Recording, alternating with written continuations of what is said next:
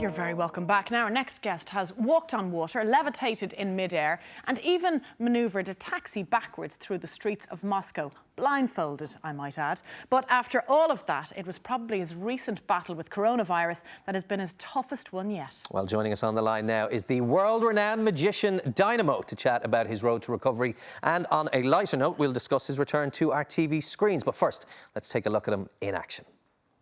Emergency. Hi, my husband's very sick. Can you check he's still breathing? He's struggling.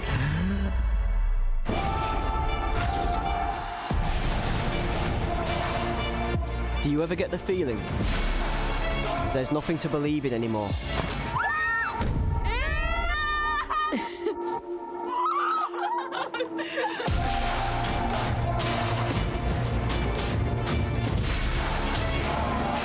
Stop!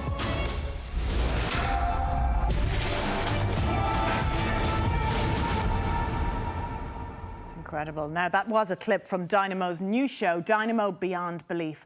And Dynamo himself joins us on the line this morning. A very good morning to you. Good morning to you as well.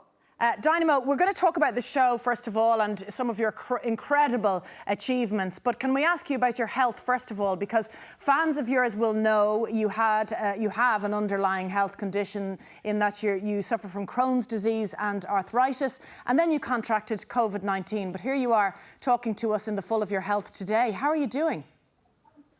I'm doing a lot better, thank you. Yeah, obviously, Crohn's and arthritis, they're kind of lifelong issues I'm going to be struggling with, which I deal with on a daily basis. Having the COVID-19 didn't really help, but my case was probably very mild compared to what people are going through. So my thoughts just go out to them, really. And, we're all going through struggles right now, and I just hope everyone's staying safe.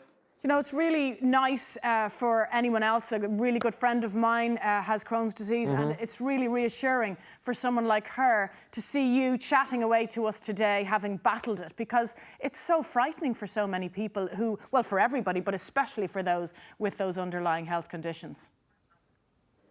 Yeah, I do think that Crohn's is much more widely known nowadays. When I first got diagnosed when I was 14, there wasn't that much information about it, and you can feel quite alone. But I think it's important that people know that we're not alone in this, and there's lots of people who struggle with it, and there's lots of people out there willing to help as well, get everyone through this. So yeah, I guess in some ways that's why I wanted to share my story, not just with my magic, but also to help inspire people going through tough times. Dynamo, can we go back to 2017? What happened to you then? And I guess how it's informed and inspired the new television show as well. Because your Crohn's disease flared up after a bout of food poisoning, which led to very serious circumstances. Yeah, so having Crohn's and then getting food poisoning, horrible combination. I ended up being rushed to the hospital in the middle of the night, and didn't realise that I would end up being in hospital for so long, but it would get as bad as it did. It ended up causing me to get arthritis in all the joints in my body. And the doctors at one point told me I might never be able to perform magic again.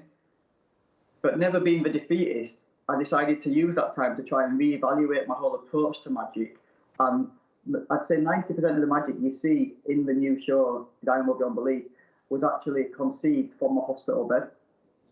That's amazing. And it informed, the beginning is so honest and so authentic because it's charting your health journey as well as, of course, what you do. Can I ask you about magic in the first place, how it all started? Because you had a tough time as a young lad, and I know that because I was listening to Fern Cotton's podcast, The Happy Place, and she had a brilliant chat with you, and you were just so honest about being a child growing up in Bradford. Yeah, I mean, I think there's so many kids go through tough times, especially in this day and age with social media. There's even social media bullying, which is kind of crazy when you think about it. But I think the experience I had when I was younger definitely have gone on to make me the person I am today. And I think if I was to say one thing to young people going through a tough time like that right now, or ever, is that don't let it affect how you grow up, because a lot of these people who say nasty things to you, well, what they say won't be relevant when you're older, and you don't have to worry about it. So just, try and just focus on the positives, which is what I always try and do. I found the passion of magic, and that was the thing that kept me going. and I've kind of followed that, and I'm still doing it today. So, you know, it's definitely helped me prove that, and hopefully my story, like I said, will inspire other people. And the new television show, probably your most personal work to date, but also your most spectacular. So tell us how you adapted from the close-up magic to make the tricks even bigger and more elaborate. Well, first and foremost, I was trying to just get the ability to perform myself again. When I got told I couldn't use my hands in the same way, I started to think, okay, well, what if I was to put the magic into the audience's hands and empower them?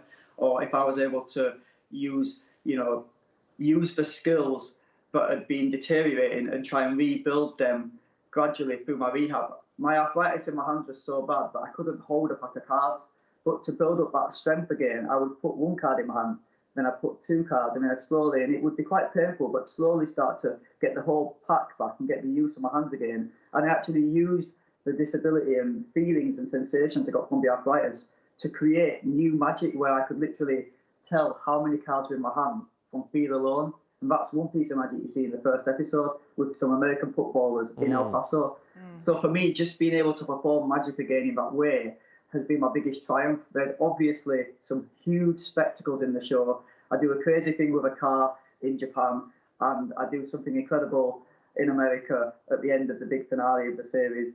So yeah, there's so much great magic here to watch, from small stuff to large scale stunts, but I'm definitely back. You are back with a bang, beyond belief, on Sky One and Now TV. What kind of a reaction have you had from the show so far? And it is definitely family viewing, bar the odd naughty word, and not from you, I might add, but from the people that you're playing tricks on, Dynamo. Yeah, you do get some crazy reactions, but I've been getting messages from everyone on social media saying that they're sitting down with a family to watch it, and it's, in some ways, magic's connecting people. And I think the story is very relatable to a lot of experiences that we're going through right now. I was isolated in hospital for a lot of the time when I was creating the concepts and the magic. So I think people are really, connecting on a deeper level. And I just think that the response I got when I initially put the information about my illness out there has just continued throughout the whole experience, and that's what's given me the energy and the boost I needed to get through everything. So I just can't thank my fans enough for all the support. And if you haven't seen the show yet, well then definitely check it out, because I think it's definitely something that will help to get you through this tough time we're going through. Indeed. Stephen, Dynamo, your resilience is inspirational. Your work is fantastic. We look forward to hopefully seeing you back in Ireland very soon. But in the meantime, we will see you on the telly with the brand new show on Sky and Now TV. Dynamo, thank you so much. Thanks, Dynamo. You guys, thank you, Ireland. Bye. Oh, he's a dote. He's an amazing. He's so talented. And that new show it's so much more than magic. There's such a positivity, and his comeback story is remarkable. So yeah, he's a lovely soul. But you nailed it with the movie. It's like a movie, isn't it? The graphics, the whole. Oh yes, we were talking off air with him just before we came on. It's really stylized. It's very cool. Yeah, it's slick. Yeah. Anyway, we should be on commission. Right, lots more TV picks next. We'll see you after this break.